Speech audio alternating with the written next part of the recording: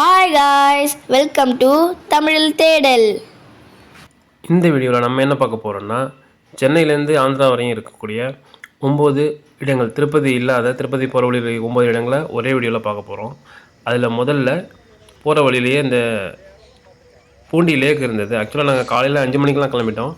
சென்னை கிண்டிலேருந்தே கிளம்புனதுனால பூண்டி ஏறிக்கிட்ட போகும்போது ஓரளவுக்கு பொழுது விடிஞ்சிருந்தது. பார்க்குறதுக்கு ரொம்ப அழகாக இருந்தது. அதனால் இங்கேயும் ஒரு ஃபஸ்ட்டு ஸ்டாப்பை போட்டு ட்ரிப்பை என்ஜாய் பண்ண ஆரம்பிச்சிட்டோம். ஆக்சுவலாக பூண்டி ஏரிங்கிறது சத்தியமூர்த்தி நீர்த்தேக்கம் அப்படின்னு சொல்லுவாங்களாம்.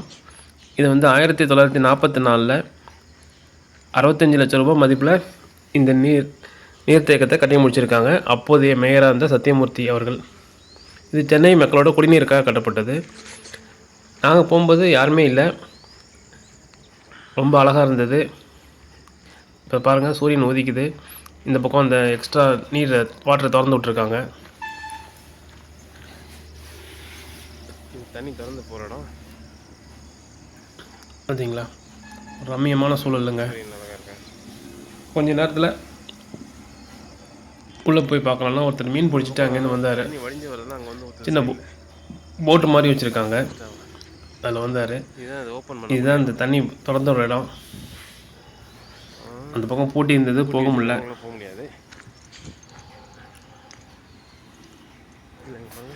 அங்கே பாருங்கள், குட்டி குட்டி போட்டாக நிற்கிதா. ஒரு அண்ணன் வராரு பாருங்கள்.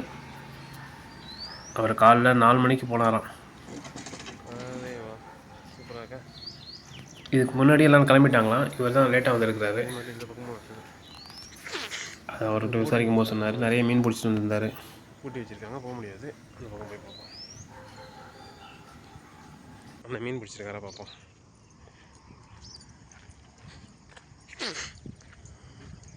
ரொம்ப அருமையாக இருக்கு பாருங்க. கொக்கு பறக்குது, காக்கா இருக்குது.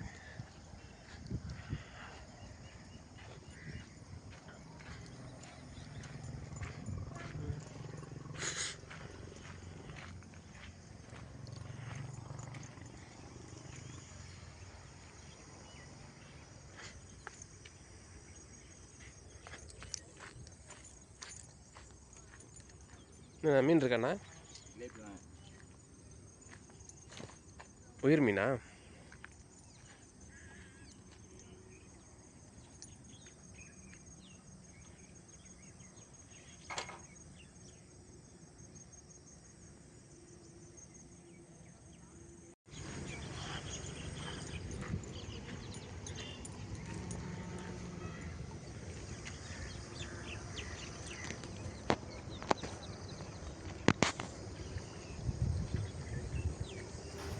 ஃப்ரெண்ட்ஸ், இந்த ட்ரிப்பில் நாங்கள் என்னென்ன இடத்துக்கு போனோம் அப்படிங்கிற மேப் லொக்கேஷனு, அந்த கோயிலோட இதெல்லாம் கீழே டிஸ்கிரிப்ஷனில் கொடுக்குறேன். இதெல்லாம் எல்லோரும் கண்டிப்பாக ஒரு தடவை போய் பார்க்கலாம். ஃபேமிலியோடு போங்க.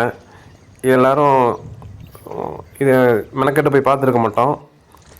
அதனால் திடீர்னு ஒருத்தவங்க சொன்னாங்க, என் நண்பர் சொன்னார், இது மாதிரிலாம் நிறைய இடம் இருக்குதுன்னு. சரி, இதெல்லாம் போய் பார்க்க முடியாது, ஒரு தடவை பார்த்துடலாம்னு சொல்லிட்டு பிளான் போட்டு சடனாக கிளம்பணும். நீங்களும் அதெல்லாம் ஒரு தடவை மிஸ் பண்ணாமல் போய் பாருங்கள். உங்களுக்கெல்லாம் இது தெரிஞ்சிருக்குமா தெரியலன்னு எனக்கு தெரில.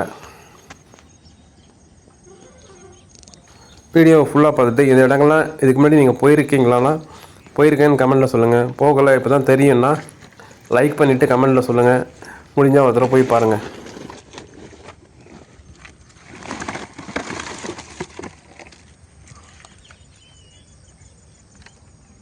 எல்லாமே ஜிலேபியாண்ணா? எல்லாமே ஜிலேபி. எத்தனை மணிக்கு போனீங்க? உள்ள 3 மணிக்கு போனோம். ஒரு வழியாக இந்த மீனெல்லாம் பார்த்து முடிச்சுட்டு ட்ரிப்பை கண்டினியூ பண்ண ஆரம்பிச்சிட்டோம். கண்டினியூ பண்ண கொஞ்ச நேரத்துலேயே இடம் சுருட்டப்பள்ளியில் இருக்கக்கூடிய ஸ்ரீ பள்ளிகொண்டேஸ்வர சாமி டெம்பிள் சுருட்டப்பள்ளியில் இருக்குது. இங்கே சிவன் வந்து இந்த விஷம் குடித்ததுக்கப்புறம் பார்வதி தேவி மடியில் படுத்திருப்பாங்க இல்லையா, அந்த மாதிரி சிவன் வேறு எங்கேயுமே இந்த மாதிரி படுத்த குளத்தில் காட்சியளிக்க மாட்டாங்க. இங்கே தான் படுத்த குளத்தில் இருக்கான்னு சொன்னாங்க. இதான் எங்கள் ட்ரிப்போட ஃபஸ்ட்டு கோவில். வெளியில் ஒரு பெரிய நந்தி இருக்கும், சிமெண்ட்டை செஞ்சுருந்தாங்க. வெளியில் நல்ல கார் பார்க்கிங், நல்ல பெரிய இடமா தான் இருந்தது. நாங்கள் வண்டியை விட்டுட்டு உள்ளே கிளம்பிட்டோம். இங்கே வந்து நிறைய சிவன், அந்த பள்ளிகொண்டேஸ்வரர் இல்லாமல் நிறைய லிங்கங்கள் இருக்குது. எல்லா லிங்கத்தையும் சுற்றி தரிசனம் பண்ணிவிட்டு கடைசியாக தான் நம்ம பள்ளிகொண்டேஸ்வரரை பார்க்க முடியும். ஓகேங்களா? இது அந்த தலை விருட்ச மரம். இதுதான் அந்த தலை வரலாறு அங்கே போட்டிருந்தாங்க.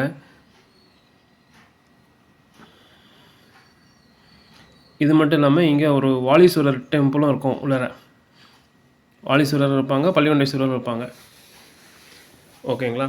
அதை முடிச்சுட்டு அப்படியே கிளம்பிட்டோம். அடுத்து நம்ம போனது ஸ்ரீ வேத நாராயண சுவாமி டெம்பிள், நாகாலபுரம், ஆந்திர பிரதேஷ். இங்கே வந்து பெருமாள் சாமி வந்து மச்சாவதாரத்தில் இருப்பார். இந்த வேதங்கள்லாம் திருடிட்டு போய் கடலில் வச்சது அரக்கங்கிட்டேருந்து மீன் நொடியில் போய் மச்சாவதாரம் எடுத்து அந்த வேதங்களெல்லாம் மீட்டு வந்ததுனால இவர் வந்து ஸ்ரீ வேத நாராயண சுவாமி டெம்பிள். ஆக்சுவலாக அது நாங்கள் போகும்போது இந்த கோவிலில் வந்து இந்த கும்பாபிஷேகத்துக்காக ரெடி பண்ணிகிட்ருக்காங்க. ஆக்சுவலான சாமியை பார்க்க முடியல. அந்த சாமியோட அந்த இதுக்காக கும்பாபிஷேகம் ரெடி பண்ணி வச்சுருப்பாங்க இல்லையா, அந்த தான் பார்த்தோம். கோவில் ரொம்ப பிரம்மாண்டமான கோயிலுங்க. ரொம்ப பார்த்திங்கன்னா தெரியும், ரொம்ப பிரம்மாண்டமாக இருக்கும். அருமையாக இருந்தது அந்த இடம்.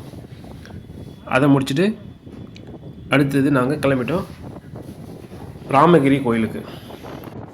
நீங்கள் பார்க்குறது ராமகிரி போகிற வழி தான், அதாவது அந்த கோயிலேருந்து போகிற வழி தான். 2 பக்கமும் தென்னை மரங்கள்லாம் சொல்ல ரொம்ப அழகாக இருந்தது, ரம்மியமாக இருந்தது. நாங்கள் போன அன்றைக்கி கிளைமேட்டும் எங்களுக்கு ஒத்துழைச்சிதுங்க. அந்த மலையில் தாங்க இருக்குது ராமகிரி. ராமகிரியில் 2 முக்கியமான இடம் இருக்குங்க. கீழே ஒரு கோயில் இருக்குது, மேலே மலையில் கொஞ்சம் தூரம் ஏறி போனீங்கன்னா அங்கே ஒரு முருகன் கோயில் இருக்குது. 2யுமே இப்போ பார்ப்போம்.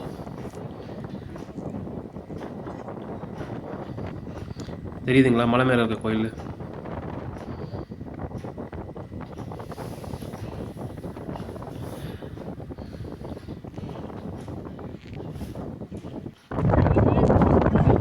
மலையை எடுக்க ட்ரை பண்ணேன், காரில் போயிட்டு இருக்கும்போது ரொம்ப சரியாக எடுக்க முடியல. இதுதாங்க அந்த ராமகிரி கோயிலோட என்ட்ரன்ஸு. இந்த மரம் ஒன்று அழகாக இருக்குங்க. காரை அங்கே விட்டுட்டு சாமி பார்க்க போயிடலாம். கீழே இருக்கிறது வந்து வாலீஸ்வரர். ஆக்சுவலாக இங்கே வந்து ஆஞ்சநேயர் இந்த லிங்கத்தை நார்த்துலேருந்து கொண்டு வரும்போது இங்கே கீழே வச்சுட்டு சாமி கும்பிட்டதாகவும், கீழே வச்ச லிங்கத்தை எடுக்க முடியாதனால வாழை கட்டியெல்லாம் எடுக்க ட்ரை பண்ணியிருக்காரு. அதோட புராண கதைகளெல்லாம் வந்து அங்கே கோயிலில் உள்ளே வச்சுருக்காங்க. இந்த ஆலயத்திலேயே வந்து நம்ம காலபைரவர் இருக்கார் இல்லையா, காலபைரவருக்கும் ஒரு சன்னதி இருக்குது. அவருக்கும் விசேஷமான பூஜைகள்லாம் நடக்குது. இங்கே 8 வாரங்கள் தொடர்ந்து வந்து விளக்கு போட்டுட்டு வந்தால் நினைச்ச காரியம் எல்லாம் நடக்கும்னு சொல்கிறாங்க. ஓகேங்களா? ஸோ இங்கே இருக்க லிங்கம் பார்த்திங்கன்னா லைட்டாக சாஞ்சிருக்கும். ஏன்னா ஆஞ்சநேயர் அவரெல்லாம் வாழை கட்டி அதை இழுக்க ட்ரை பண்ணதுனால லைட்டாக சாஞ்சிருக்கும்னு சொல்லுவாங்க. இந்த கோயிலில் சிவலிங்கத்துக்கு பக்கத்தில் எதிர்த்தாப்புல நந்தி இருக்கும். நந்தி பக்கத்துலேயே சின்ன ஆஞ்சநேயராக இருப்பார். அவரெல்லாம் பார்த்துட்டு மேலே முருகன் கோயிலை பார்க்க போயிட்டோம். ஆக்சுவலாக முருகன் கோயில் வந்து காலையில் 9 மணி வரைக்கும் திறந்துருப்பாங்க. ஸோ அதனால் சீக்கிரம் போங்க. மேலே ஏறுறதுக்கு முன்னாடி கீழே கேட்டுட்டு போங்க. அவங்க ஃபோன் பண்ணி கேட்டு சொல்லுவாங்க, கிளம்பிட்டாங்களா, நடை சாத்திட்டாங்களா, மேலே பூஜை நடந்துகிட்ருக்கா, குருக்கள் இருக்காங்களான்னு சொல்லுவாங்க. குருக்கள் இருந்தால் தான் உங்களுக்கு வந்து சாமியை பார்க்க முடியும், இல்லைன்னா பூட்டிகிட்டு வந்துடுவாங்க. இது ஒரு சின்ன மலை தான். சின்ன மலையாக இருந்தாலும் ஏறுறது கொஞ்சம் ஸ்டீப்பாக இருந்தது. கொஞ்சம் டக்குனு ஏறிலாம், சின்னதாக எனக்கு வேகமாக ஏறப்போனால் மூச்சு வாங்கிடுச்சுங்க. அருமையாக இருந்தது இந்த இடம் கூட. அது நாங்கள் போன நேரம் கிளைமேட்டும் எங்களுக்கு ஒத்துழைச்சிருந்தது. அங்கேக்கங்க இது மாதிரி நீர் அருவி கசிஞ்சு வந்துட்டு இருந்தது.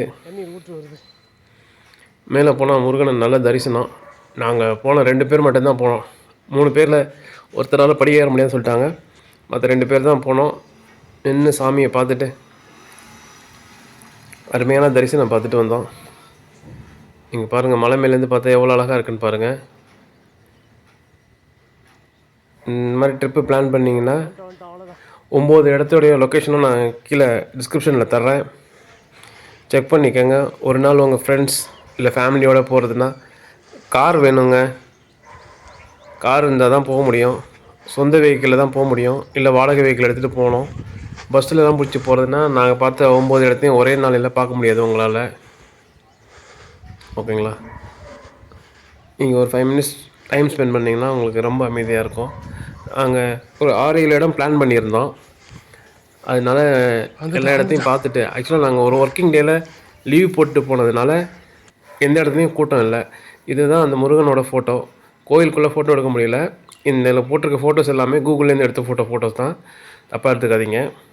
வீடியோ எடுக்கக்கூடாதுன்னு எல்லா இடத்துலையும் போட்டிருக்காங்க. அந்த கோயிலுக்கு வெளியில் ஒரு நாய்க்குட்டி இருந்தது, ஐ மீன் ஒரு தாய் நாயும் குட்டியும் இருந்தது, அதோடய ஃபோட்டோ தான் அது.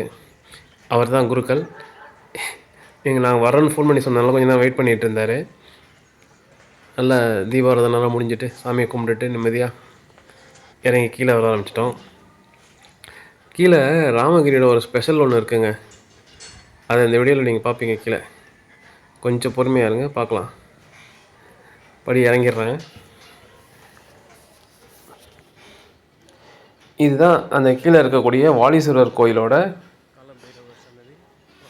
முகப்புற தோற்றம். இதுக்கு அப்படியே லெஃப்ட் சைடு பார்த்தீங்கன்னா ஒரு குளம் இருக்கும்.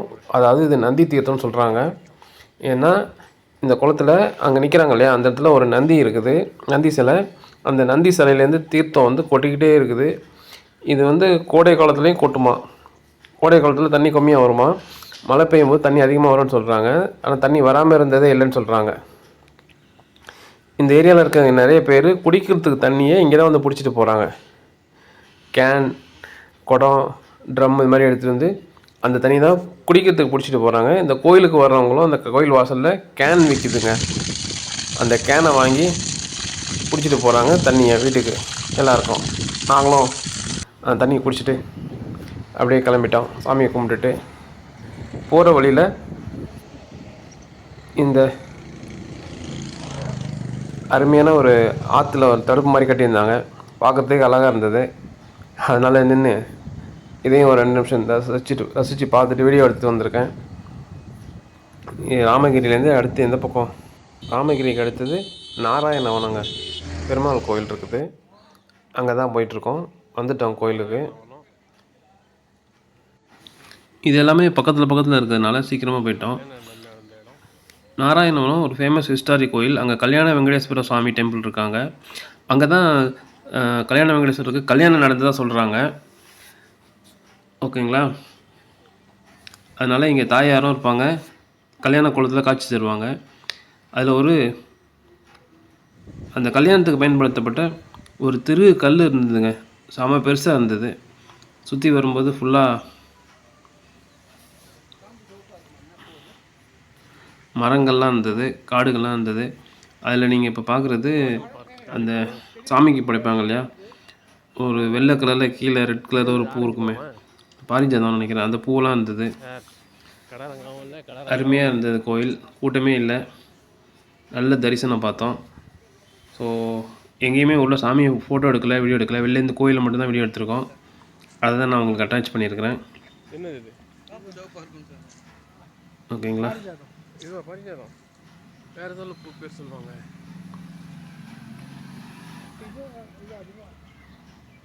இதுதான் அந்த பூ, நான் சொன்ன பூ. மாதிரி இருக்குது.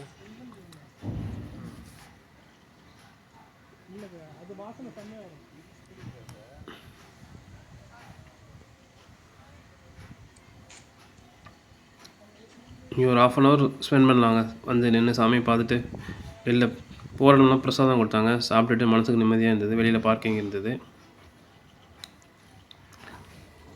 ஓகேங்களா?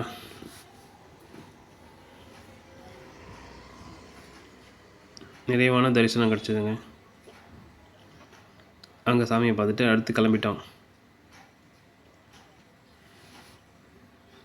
இதுக்கு அடுத்து நம்ம பார்க்க போகிறது சிங்கிரி கோணை அப்படிங்கிற இடத்துல நரசிங்கர் இருக்காருங்க. ஓகேங்களா? அதுக்கு போகிற வழியில் தான் இருக்கோம். போகிற வழியெலாம் ரொம்ப அருமையான இடங்க, பார்க்குறதுக்கு சீனிக்காக இருந்தது. போகிற வழியில் நடுவில் நின்றுட்டு ஒரு 15-20 நிமிஷம் அந்த மலைகள் நடுவில் அமைதியாக இயற்கையை ரசித்து நின்றுட்டு இருந்தோம். அதை தான் வீடியோ எடுத்திருக்கேன். அந்த காற்றும் மலையும் பறவைகளோட சத்தமும் சூப்பராக இருந்தது. இந்த ரோடு அந்த ஒரே ஒரு கோயிலுக்காக தான் போட்டிருக்காங்க, சிங்கிரி கோணை. இந்த ரோடு இதுக்கு அந்த சிங்கிரி கோணையில் இருக்க லட்சுமி நரசிம்ம சுவாமி கோயிலுக்காக மட்டும் போட்டிருக்காங்கன்னு நினைக்கிறேன். அருமையாக இருந்தது. ரோடு கொஞ்சம் டஃப்பாக இருந்தாலும் கோயில் பார்க்குறதுக்கு சூப்பராக இருந்ததுங்க. இப்போ தான் கட்டிக்கிட்டு இருக்காங்க, ரீசெண்டாக தான் கட்ட ஆரம்பிச்சிருக்காங்க, ரெனோவேஷன் பண்ணி. அங்கே கீழே அந்த பக்கம் ஒரு தீர்த்தம் வேறு இருக்குது, சின்ன அருவி. அங்கே குளிச்சுட்டு கூட நீங்கள் சாமி பார்க்க போகலாம். என் கூட வந்தவங்க தான் எங்களை குளிக்க விடலை. ஆனால் நிறைய குரங்கு இருக்குங்க, கேர்ஃபுல்லாக இருங்க. இதுதான் அந்த கோவிலோட வெளிப்பிரகாரம். கோவில் சின்னதாக தான் இருக்கும். இவர் தான் லட்சுமி நரசிம்மர். உள்ளே ஃபோட்டோ எடுக்க முடியல, எதுவும் கூகுள் ஃபோட்டோ தான், பார்த்துக்காதீங்க. அங்கே ஒரு குருக்கள் இருக்கார், அருமையாக சாமி கும்பிடுவார். அவரை பார்க்குறதே ஒரு சிறப்பாக இருக்கும். அவ்வளோ அணிகலங்கள்லாம் போட்டிருப்பார். அங்கே லட்சுமி நரசிம்மர் அருமையான தரிசனம் பார்த்தோம். பிரசாதம் கிடச்சிது. சாப்பிட்டுட்டு வெளில வந்தாங்க. சொன்னாங்க பார்த்தீங்களா, நிறைய குரங்கு இருக்குன்னு. குரங்கு இருந்துட்டு நம்மகிட்ட ஃபோன்லாம் படிக்க பார்ப்போம், கையில் ஏதாவது வச்சுருந்தா சாப்பிட்றதுக்கு கேட்கும். அங்கே பாருங்கள், கார் மேலே ஏறி நின்றுட்டு இருக்கார் பாருங்கள், இறங்கவே இல்லை. கார் மூமெண்ட்டில் குதிக்கிறாரு பார்த்தீங்களா, இல்லை நம்மளை மாதிரி. ஓகேவா? அதனால் இந்த இடத்துல கொஞ்சம் கேர்ஃபுல்லாக இருங்க குரங்கு கிட்ட. ஆனால் செமையான இடங்க. ஓகேங்களா? நாங்கள் டைமிங் பார்த்து தான், கால்குலேட் பண்ணி தான் பிளான் போட்டு போனோம். கோயில் மூடுறதுக்குள்ளே போயிடணும் அப்படிங்கிறதுக்காக. அதே மாதிரி கண்டினியூஸாக பார்த்துட்டோம். எங்கள் ட்ரிப்பில் நாங்கள் லஞ்சு சாப்பிட்லங்க, பிரேக்ஃபாஸ்ட் மட்டும்தான் சாப்பிட்டோம். அதுவும் காலையிலே செஞ்சு எடுத்துகிட்டு போனதுனால ராமகிரியிலே உட்காந்து சாப்பிட்டுட்டோம். இந்த ரோடு அதோட முடியுதுங்க, அந்த கோயிலோட முடியுதுங்க. அருமையான தரிசனம் கிடச்சிது. அதை முடிச்சுட்டு அடுத்தது நேராக இடத்த பார்த்தோன்னே கண்டுபிடிச்சிருப்பீங்க, இது சீனிவாச மங்காபுரம். இங்கேயும் வெளியில் உள்ள ஃபோட்டோ தான் போட்டிருக்கேன், வீடியோ எடுத்து தான் போட்டிருக்கிறேன். பாருங்கள், இங்கேயும் நல்ல கார் பார்க் இருக்குது. திருப்பதி பெருமாள் அங்கே மேலே எப்படி இருப்பாரோ அதே மாதிரி இருக்கும்னு சொல்லுவாங்க. அதே மாதிரி தான் இங்கேயும் இருக்கும். நாங்கள் வந்து நேரமும் கூட்டம் இல்லை, ஒரு 20 மினிட்ஸில் போய் சாமியை பார்த்துட்டு வெளில வந்துட்டோம். நல்ல ஒரு அருமையான தரிசனம். இதுவும் அவங்களோட கூகுள் ஃபோட்டோ தான், அப்போ எடுத்துக்காதீங்க. அங்கே முடிச்சுட்டு சரி நேராக அடுத்து எங்கே போகலான்னு பார்த்தா அலிப்பிரி போகலாம். திருப்பதி தான் போக முடியல, அடிவாரத்தை போய் சாமி கும்பிட்டு வரலாம்னு சொல்லிட்டு கிளம்புனோம். இதுதான் கீழேருந்து எடுத்த வீடியோ. சரி, அலிப்பிரி போயிட்டு அங்கே இருக்க கருடெல்லாம் பார்த்துட்டு, இங்கே தான் படிக்கட்டு நடக்க ஆரம்பிக்கிறாங்க பார்த்தீங்களா, இதெல்லாம் பார்த்துட்டு கீழே சாமி கும்பிட்டுட்டு அப்படியே வரலாம். அடுத்தது நாங்கள் போட்டிருந்த பிளான் குடிமல்லம் போகிற படி தான். அதனால் இங்கேயே போயிட்டு போகலாம். நான் திருப்பதி மேலே போகலான்னு நினச்சேன். திருப்பதி தான் அடிக்கடி போகிறோமே, திருப்பதி அப்புறம் பார்த்துக்கலாம், மற்ற கோயில் பார்க்க முடியாது அப்படிங்கிறனால நான் திருப்பதி மேலே போகலை. அப்போ தான் கீழே இருக்கக்கூடிய இந்த சிவன் டெம்பிளும் தெரிஞ்சது. நீங்கள் திருப்பதி போகும்போது அலிப்பிரி கீழே அந்த நந்தி சாட்சி ஒன்று இருக்கும், பார்த்துருப்பீங்க. அதுக்கு பக்கத்தில் கபிலேஸ்வர தீர்த்தம் அப்படின்னு போட்டுருந்துருக்கும். சில பேர் போயிருப்பீங்க, நிறைய பேர் போயிருக்க மாட்டீங்க. அங்கே தான் இந்த கபிலேஸ்வர சுவாமி டெம்பிளும் இருக்குது. உள்ளே போனால் இவ்வளோ பெரிய அருவி, பக்கத்தில் இந்த பக்கம் கே சீனிவாச பெருமாள், இந்த பக்கம் கபிலேஸ்வர சுவாமி டெம்பிள், இந்த ஒரு பெரிய சிவன் கோயிலுங்க. நாங்கள் போகிற நேரத்தில் ஏதோ அபிஷேகம் முடிய போகுது, க்ளோஸ் பண்ண போகிறாங்க, சீக்கிரம் போங்கன்னாங்க. அவசரமாக போய் சாமியை திருப்தியாக பார்த்துட்டு வெளியில் வந்துட்டு அங்கே இருக்கிற சீனிவாச பெருமாள், இந்த பக்கம் இன்னொரு பெருமாள், ராமானுஜர் அப்படின்னு நிறைய பேர் இருந்தாங்க. எல்லாரையும் எல்லா சாமியும் பார்த்து சாமி கும்பிட்டு முடிச்சுட்டு அதுக்கப்புறம் போய் அருவியில் குளித்தோம். அருவி அற்புதமாக இருந்ததுங்க. கொட்டுது, அப்படியே வலிக்குது, உடம்பு வலிக்குது. ஒரு 10 நிமிஷம் நின்றுனாக்க உடம்பு வலிக்கிற அளவுக்கு தண்ணி கொட்டுச்சு. நல்ல அருவியில் ஒரு குளியில் போட்டோம், ஃப்ரெஷ்ஷாக இருந்துச்சு. ட்ரிப்பு, அந்த ஒன் டே ட்ரிப்புக்கு செம்ம என்ஜாய்மெண்ட்டு. அருவி தான் இல்லைன்னு நினச்சேன், அருவியும் அங்கேயே இருந்தது. 10 நிமிஷம் நிம்மதியாக குளித்தோங்க, சூப்பராக இருந்தது, சொல்வதற்கு வார்த்தையே இல்லை. அதை முடிச்சுட்டு அடுத்து நேராக குடிமல்லம் கிளம்பி வந்துட்டோம். குடிமல்லத்தில் இந்த டெம்பிள் வந்து நம்ம அங்கே பாதுகாப்பில் இருக்கக்கூடிய ஒரு டெம்பிள், ஸ்ரீ பரசுராமேஸ்வரர் டெம்பிள் குடிமல்லம். இந்த கோவிலில் என்ன விசேஷம்னா, அந்த தொல்லியல் துறையோட பாதுகாப்பில் இருக்கக்கூடிய டெம்பிள், அவ்வளோ பழமை வாய்ந்த கோயில் இது. ஓகேங்களா? இது ஆந்திராவில் தான் இருக்குது. இதில் வந்து சுவாமி வந்து லிங்கமாக இருப்பாங்க. அந்த லிங்கத்தில் ஒரு ட்விஸ்ட் இருக்குங்க. என்னென்னா, லிங்கம் வந்து ஆண்குறி ரூபத்தில் இருக்கும். அந்த லிங்கத்தில் 3 சுவாமிகளும், அதாவது பிரம்மா, விஷ்ணு, சிவன் எல்லோரும் இருக்காங்க. இப்போ நம்ம பார்க்குறது சூரிய தேவன். இதுதான் அந்த கோவிலோட கொடிமரம். உள்ளே நீங்கள் அந்த சாமியை பார்க்கும்போது உங்களுக்கு நான் அதை எக்ஸ்பிளைன் பண்ணுறேன். லிங்க வடிவத்தில் காட்சி கொடுப்பாங்க. அதை நான் ஃபோட்டோ எடுக்கலை, வீடியோ எடுக்கலை. பட் நான் கூகுளில் எடுத்த ஃபோட்டோஸ் போட்டிருக்கேன் என் ப்ரௌசர் இதுலேருந்து ஆன்லைனில். அதில் உங்களுக்கு கிளியராக தெரியும். அப்போ நான் உங்களுக்கு எக்ஸ்பிளைன் பண்ணுறேன் பாருங்கள். இதில் பிரம்மா, விஷ்ணு, சிவன் 3 பேர் சேர்ந்து இருப்பாங்க. கீழே பிரம்மா வந்து கீழே இருப்பாங்க. அவர் வந்து ஒரு ராட்சச ரூபத்தில் இருப்பாங்க. நடுவில் விஷ்ணு இருப்பாங்க. ஓகேங்களா? அதுக்கு மேலே சிவன் இருப்பார். சிவன் வந்து உருப்பு ரூபத்தில் இருப்பாங்க. இது 3மே சேர்ந்த மாதிரி தான் இருக்கும். அங்கே சாமியை முடிச்சுட்டு அங்கே கிளம்பிட்டோம். நல்ல தரிசனம். அங்கே கிளம்பும் போதே இருட்டாயிடுச்சு. அதுக்கு அடுத்தது நாங்கள் போனது அப்பல்லியகுண்டா. போகிற வழியில் ஒரு ரயில்வே ட்ராக் கிராசிங் இருந்தது. அதுதான் நீங்கள் இப்போ பார்க்குறீங்க. அதுக்கு முடிச்சுட்டு அப்பல்லியகுட்டா அப்படிங்கிற ஒரு ஊருக்கு போனோம். அங்கே இருக்குது பெருமாள் கோவிலுங்க. இதான் எங்கள் ட்ரிப்போட கடைசி. அங்கேயும் சீனிவாச பெருமாள் இருந்தார். வெங்கடேஸ்வரர் அங்கே வந்து பிரசன்ன வெங்கடேஸ்வர சுவாமி டெம்பிள். க்ளோஸ் பண்ணுறதுக்கு முன்னாடியே போயிட்டோம். அருமையான தரிசனம், சூப்பராக இருந்தது இடம். கிட்டத்தட்ட இதுவும் டிடிடி கண்ட்ரோலில் இருக்கக்கூடிய ஒரு கோயில் தான். ஓகேங்களா? அது மாதிரி திருப்பதி மாதிரியே செட்டப்ஸ்லாம் போட்டு வச்சுருந்தாங்க. பார்க்கும்போதே உங்களுக்கு தெரியும். இதை பார்த்துட்டு வர்ற வழியில் ஒரு கடையில் டிஃபன் சாப்பிட்டுட்டு கிளம்பிட்டோம். எப்படிங்க இந்த ட்ரிப்பு நல்லா இருந்ததா? உங்களுக்கு பிடிச்சிருக்கும்னு நினைக்கிறேன். சப்ஸ்கிரைப் பண்ணுங்கள்.